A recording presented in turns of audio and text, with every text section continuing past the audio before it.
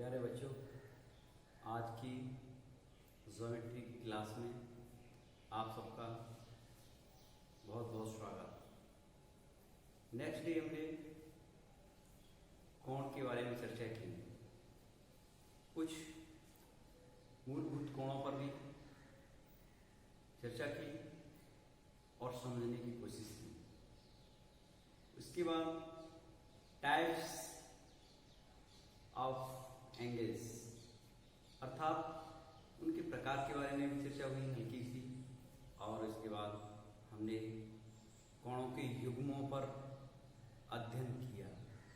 इसी कड़ी में आगे हम देखना चाहते हैं कि कोणों के युग्म किस किस रेखा पर किस किस तरीके से कार्य करते हैं और उनके मान क्या होते हैं। उन्हीं कड़ी में हमने आज वाह्य कोण, अंतःकोण, संगत कोण, अंतर एकांतर कोण, वाह्य एकांतर कोण, क्रमागत अंतःकोण, जिसे हम सह अंतःकोण भी कहते हैं, संबंधित कोण, एलाइड एंगल्स बोलते हैं। इन कोणों पर हम आज चर्चा करेंगे। वाह्य कोण जिसे इंग्लिश में एक्सटीरियर एंगल्स, अंतःकोण जिसे interior angles, corresponding angles, alternative interior angles, alternative exterior angles, consecutive interior angles या को इंटीरियर एंगल्स या एलाइड एंगल्स कहते हैं। हम कोई सी तीन तिर्यक रेखाएं लेंगे। एक रेखा M है और दूसरी रेखा एक N रेखा है, और इन दोनों तिर्यक रेखा को एक और तीसरी तिर्यक रेखा L द्वारा इंटरसेक्ट किया।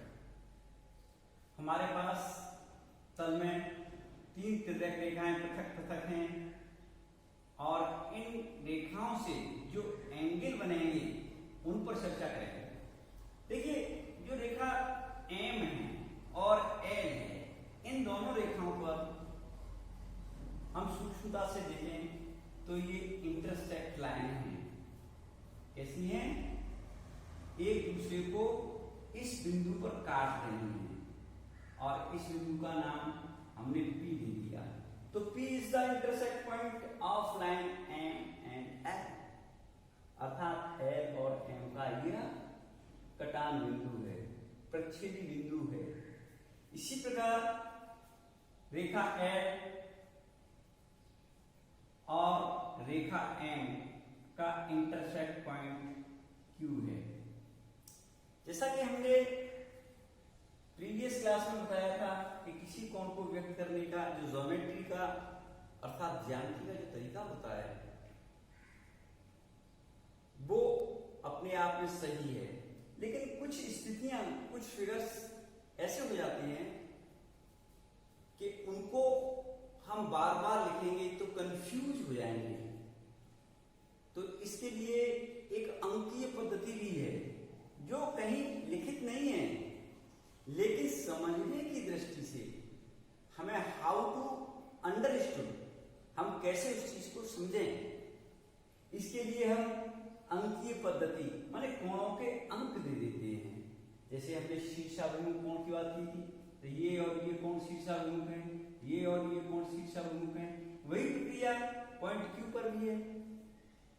अब हमने सर्वप्रथम इस बिंदु को मान लीजिए अंकीय निरूपण में एक नाम दे दिया। क्या नाम दे दिया? एक। इसको 2 दे दिया, इस वाले एंगल को 3 दे दिया और इसे 4 दे दिया। तो अब हमको देखने पर पता चल रहा है कि 1 2 3 4 इन दोनों लाइनों के इंटरसेक्ट करने के बाद बने हैं। अब ऐसे ही हम एल और एन रेखा के इंटरसेक्ट पॉइंट पी पर भी अंकीय निरूपण करेंगे। ये 4 था, यही से स्टार्ट करते हैं। 5 5 6 और 7, अंतिम 8। अब हमारे इस फिगर में 8 कोण हो गए, 8 एंगल्स हैं और उनका निरूपण हमने सीरियल वाइज कर दिया है। 1 2 3 4 5 6 7 8। अब ये फिगर हमारे सामने है और ये तीनों रेखाएं तिर्यक रेखाएं हैं। अब हम ये देखना चाहते हैं कि इन तिर्यक रेखाओं में वाई कोण, तिर्यक रेखा के द्वारा वाई कोण कौन कौन से हैं। क्या देखना चाहते हैं? वाई कोण। वास्तव में देखा जाए तो एम लाइन और एन लाइन को एल लाइन क्रॉस कर रही है। तो एम और एन दोनों कोण रेखाओं के बाहर, माने वायु भाग में, और जो बीच का है ये इसका अंतर्भाग है।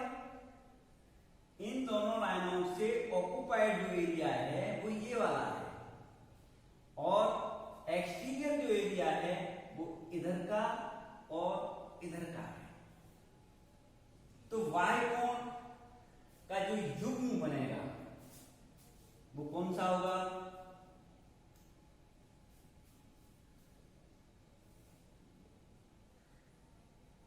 वाई कोण,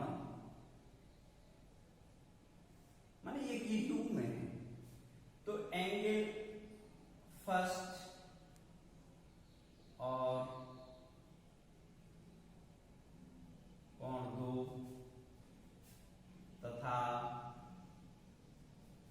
एन रेखा से वाई युग्म कोण 7 और कोण 8। देखिए एक युग्म ये है जो कि एम के वाई भाग में स्थित है, लेकिन एल द्वारा इंटरसेक्ट करने से तैयार हुआ है। तो कोण 1 और 2 इसी प्रकार एन रेखा द्वारा एल रेखा से वाई कोण 7 कोण और 8 बने, एक युग्म ये बना। तो वाई कोण मुझे लगता है 2 युग्म हैं इस फिगर में, इस चित्र में, इस ज्ञान की रचना में। 1 और 2 का एक युग्म है, 7 और 8 का एक युग्म है। इस स्थिति को जब एंगल बनते हैं तब उनको हम वाई कोण अर्थात एक्सटीरियर एंगल्स कहते हैं। क्या कहते हैं? Exterior angles.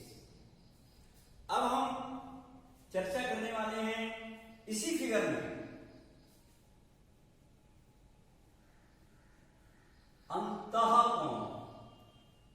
जैसे हमने कहा था कि ये इसका वाई भाग है, ये इसका वाई भाग है। इन दोनों रेखाओं के अंतः माने अभ्यंतर भाग में भी कुछ कोण है।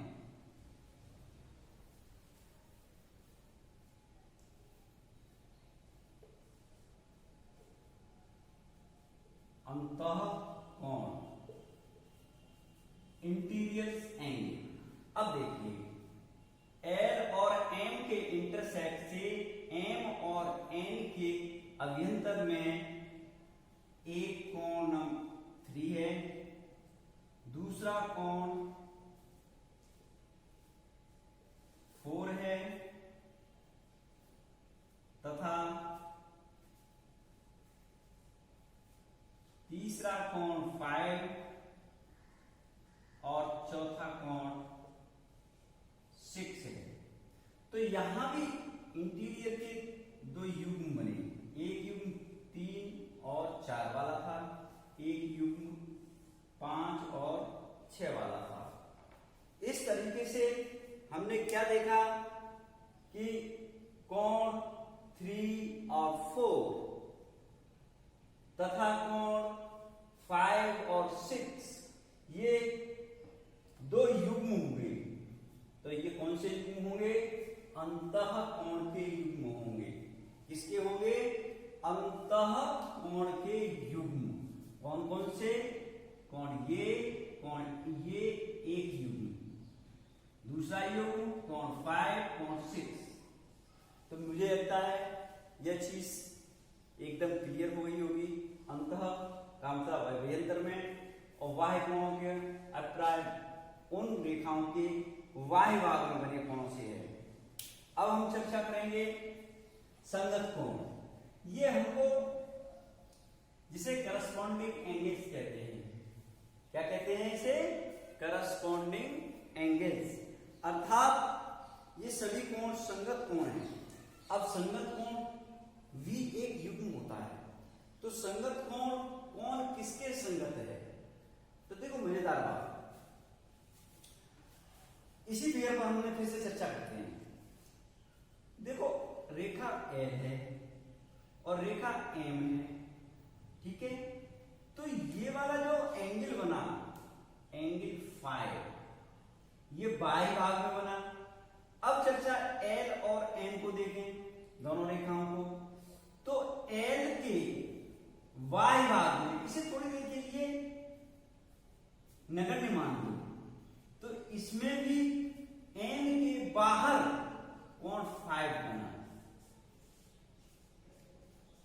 तो अंतः कोण के बारे में चर्चा हुई थी, उसी से रिलेटेड इसको भी देखते हैं। दोनों कोणों से संगत कोण के लिए संगत कोण, जिसे इंग्लिश में क्या कहते हैं? Corresponding angles. तो देखिए एंगल 1 और एंगल 5, ठीक है, कॉमा एंगल 2 और एंगल 6, एंगल 2 और एंगल 6। अब जरा इसके नीचे वाले पोर्शन को देखें। एंगल 4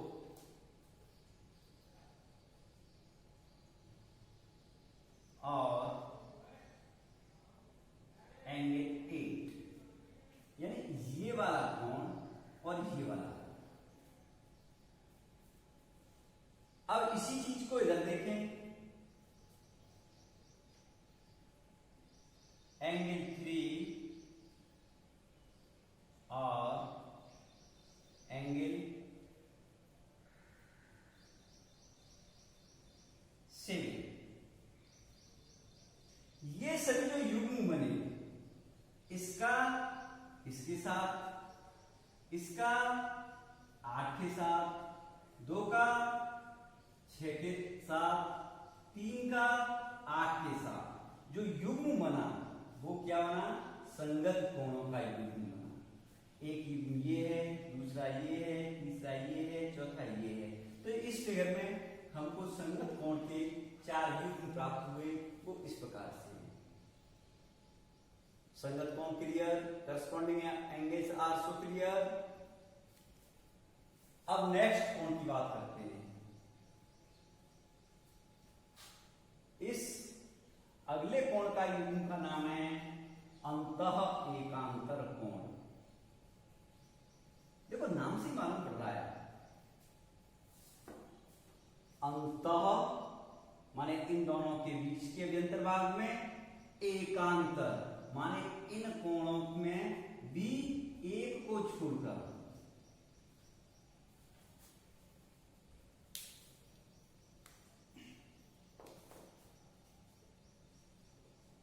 अंतः एकांतर कोण।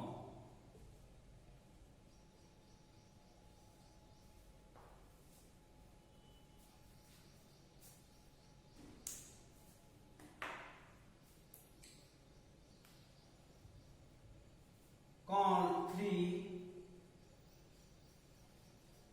के एकांतर में कोण 5 है।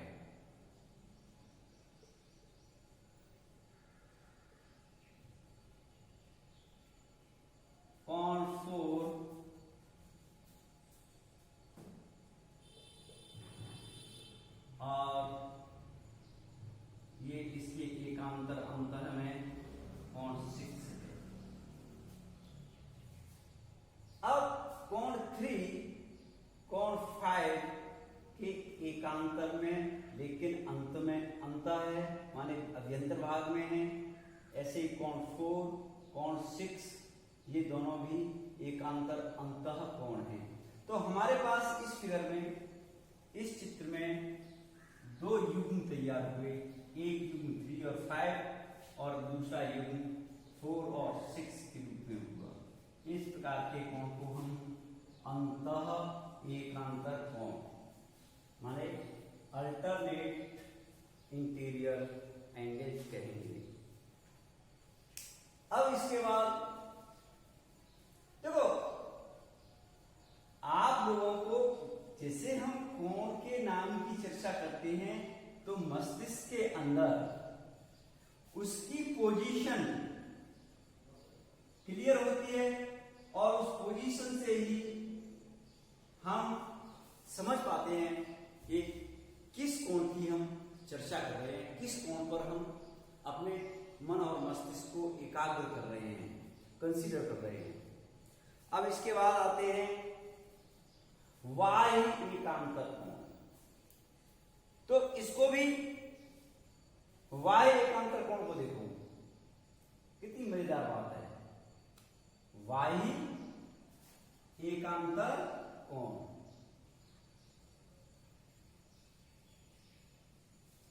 वाह्य है इसका मतलब क्या है, उन दोनों रेखाओं के बाहरी दिशा में वाह्य एकांतर कोण। वाह्य का मतलब इन दोनों रेखाओं के बाहर, और एकांतर माने एक दूसरे में अंतर। अब देखिए पोजीशन में अंतर, इसके वाह्य कौन से कोण है, 1 और 2 है। तो कोण 1 एन रेखा के बाहर में 7 और 8 नंबर के कोण है। तो कोण 1 और देखो इस साइड में लिया था हमने 1, तो दूसरी साइड का हमने कोण 7। एक युग्म तो ये हो गया, दूसरा युग्म क्या हो जाएगा, 2 और 8 का हो जाएगा, कोण 2 और कोण 8। इस तरीके से वाह्य एकांतर कोण का एक युग्म 1 और कोण 7 है और दूसरा युग्म कोण 2 और 8 है। तो इनकी स्थिति हमें फिगर में कैसे डिनोट होगी, ये मुझे लगता है आप लोगों को क्लियर हो रही होगी। अब चर्चा करेंगे हम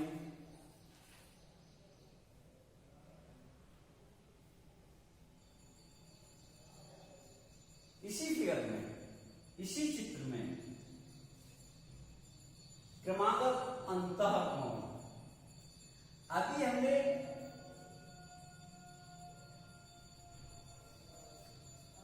एम लाइन और एन लाइन को एल लाइन से क्रॉस किया था, कट किया था, प्रक्षेप किया था। जरा अब स्थिति थोड़ी घुमा करके देखें। एल को हम स्थिर माने तो एम और एन इंटरसेक्ट कर रही है। तो क्रमागत माने क्रम के गत में अंतः कोण, इसका मतलब इन दो रेखाओं के बीच में इस रेखा के पैरेलल कोई भी जो एंगल बनेंगे उनको क्या कहेंगे, समअंतः कोण या संबंधित कोण, एलाइड कोण। वो कोण क्या होंगे इसको अपन देख सकते हैं। देखो हाँ, अगले कोण हम क्रमागत अंतः कोण। अब हम ये देख रहे हैं कि रेखा एल इन दोनों रेखाओं को क्रॉस कर रही है। तो एल के द्वारा इनके बीच में रेखा एल के दाईं ओर और बाईं ओर के कोणों पर हमारा फोकस है। अर्थात हम इस रेखा के एक तरफ के जो अभ्यंतर भाग है उन कोणों पर चर्चा करेंगे। जैसे क्रमागत,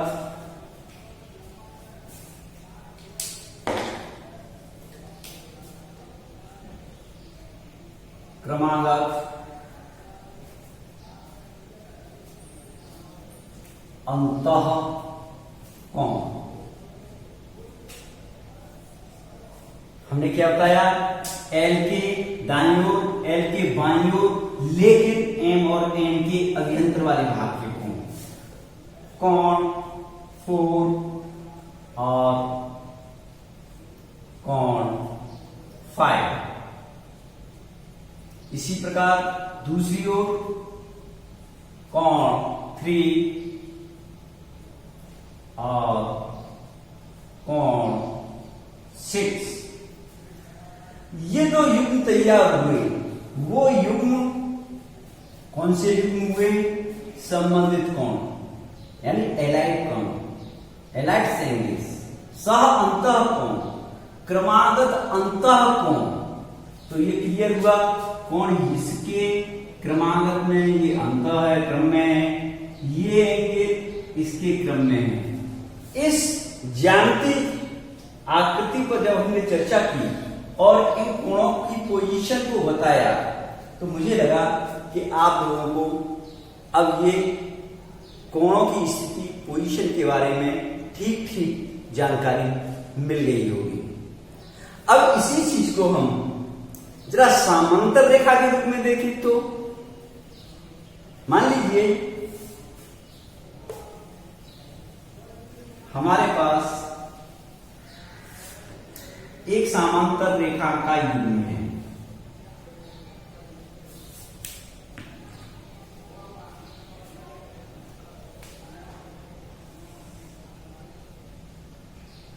ये रेखा एम या एम ही मान लो इसे, और दूसरी रेखा एन। ये दोनों रेखाएं जो रेखा वाले चैप्टर में हमने आपको बताया था इक्वल डिस्टेंस पर हैं, इनको आगे पीछे कहीं भी बढ़ा सकते हैं। तो इस तरीके से ये दोनों रेखाएं कैसी हैं, पैरेलल लाइन हैं, समांतर रेखाएं हैं। इन दोनों रेखाओं को एक तिरछी रेखा है, तिर्यक रेखा, जिसे हमने वही नाम दिया है, पॉइंट P पॉइंट Q पर प्रक्षेप कर रही है, अर्थात इंटरसेक्ट कर रही है। तो इस स्थिति में हम ये देखना चाहते हैं कि कुछ कोण हैं, वो क्या है और उनकी वैल्यूज क्या है। देखो, इसको भी अंकीय पद्धति में निरूपित करें। ये कोण 1 है, ये कोण 2 है, ये कोण 3 है, इस कोण का नाम हमने 4 दे दिया, इस कोण का नाम हमने 5 दे दिया, इसको हमने 6 से डिनोट कर दिया, इस वाले एंगल को हमने 7 से, और ये अंतिम 8 से। इस प्रकार स्थिति वही है। अंतर दोनों फिगरों में क्या है कि उनमें तीनों रेखाएं तिर्यक थी, लेकिन इसमें एक ही युग्म पैरेलल का है और एक तिर्यक रेखा है। अब देखिए, ये बाय कोण हो जाएंगे, क्लियर है, इसमें कोई अंतर नहीं है। ये कोण इसके एकांतर है, ये इसके एकांतर है, एकांतर अंतर कोण हो जाएंगे। ये वाला कोण इसके संगत है, ये वाला कोण इसके संगत है, ऐसे 3 7 के संगत है, 4 8 के संगत है। इस तरीके से उस वजह से हमने समझ लिया था। मेरा कहने का अभिप्राय यह है कि जो संगत कोण हैं, अगर स्थिति ऐसी है पैरेलल लाइन को कोई भी लाइन इंटरसेक्ट कर रही है, तब इन कोणों के आपस में वेरिएशन क्या है। अब देखिए, सबसे पहले संगत कोण को देख लीजिए, करस्पॉन्डिंग एंगल्स, संगत कोण। तो देखिए, एंगल 1 और एंगल फाइव।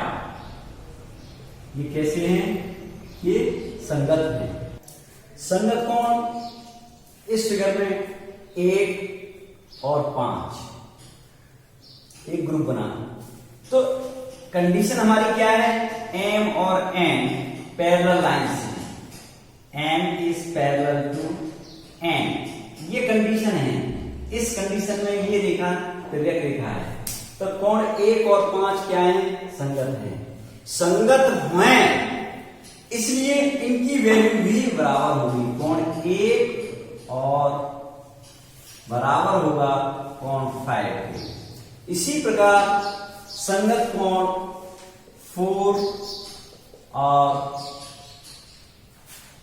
8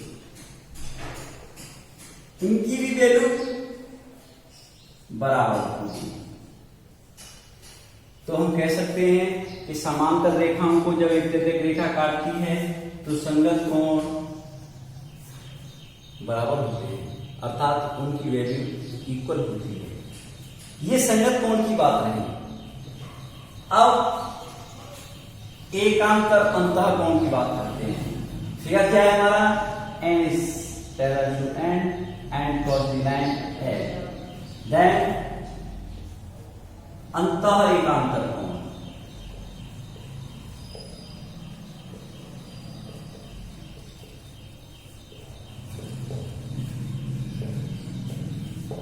अब देखिए इस फिगर में अंतः एकांतर कोण कौन कौन से हैं? कोण 3, कोण 5 के एकांतर में है, कोण 4, कोण 6 के एकांतर में है। तो युग्म एकांतर कोणों का बना कोण 3 और कोण 5। तो कंडीशन जब इसका मैप करेंगे, हम इसको मापेंगे तो निश्चित ही ये इसके इक्वल होगा। तो कोण 3 इक्वल टू कोण 5। इसी प्रकार कोण 4 एकांतर अंतः कोण है कोण 6 की। तो कोण 4 की वैल्यू इक्वल होगी कोण 6 की। अब हम इस कोण की वैल्यू इस कोण के बराबर हुई, इस वाले कोण की वैल्यू इस वाले कोण के बराबर हुई। तो इसका मतलब क्या हुआ कि हम ये जान चुके हैं कि जब समांतर रेखाओं को एक तिर्यक रेखा प्रक्षेप करती है तो एकांतर अंतः कोण इक्वल होते हैं, संगत कोण इक्वल होते हैं। और इसके अलावा पहले से हम जान चुके थे क्रॉस लाइन से, इंटरसेक्ट लाइन से शीर्षाभिमुख कोण बराबर होते हैं। तो 2 का शीर्षाभिमुख 4, तो ये भी इक्वल होगा। 1 का शीर्षाभिमुख कोण 3, ये भी इक्वल होगा। ऐसे इसी में कंडीशन होगी। अब मुझे लगता है कि कोण की स्थिति रेखाओं के इंटरसेक्शन पर, समांतर रेखाओं पर और असमांतर रेखाओं पर हमने उन कोणों को समझा, उनको नाम से पहचाना, स्थिति से पहचाना और वैल्यूएशन जो हुआ, उनमें जो रिलेशन स्थापित हुआ वो हमने समांतर रेखाओं के माध्यम से समझा। अब आज की क्लास बस यहीं तक। नेक्स्ट डे अगले ज्योमेट्री के मूलभूत टॉपिक पर चर्चा करेंगे। Today's happy day and next day is future day. आपको क्या करना है, जितने भी मेरे प्रिय छात्र हैं वो इस लिंक को सब्सक्राइब करें और आगे बढ़ाएं, जिससे स्टडी राइट्स नाम सार्थक हो सके। अध्ययन मेरा अधिकार है, इसलिए मेरी कोशिश है, मेरे सभी साथियों की कोशिश होनी चाहिए कि बच्चे को वास्तविक फंडामेंटल ऑफ मैथमेटिक्स हैं जो हल्की बहुत छोटी छोटी चीजें हैं उनको नाम से जानते हैं, लेकिन उनको हम डेफिनाइट नहीं कर पाते, अर्थात परिभाषित नहीं कर पाते, पोजीशन क्लियर नहीं कर पाते। कौन है, लेकिन कौन बस चल रहा है, लेकिन वास्तविकता क्या है इस चीज से अनभिज्ञ है। मेरी कोशिश यही है कि उस चीज से परिचय हो और ज्योमेट्री एक सरल हो। गणित सबसे व्यवहारिक है, गणित प्रायोगिक सब्जेक्ट है, अतः गणित ही एक ऐसा है जो जन्म से लेकर मृत्यु तक प्रयोग करता है और साथ देता है।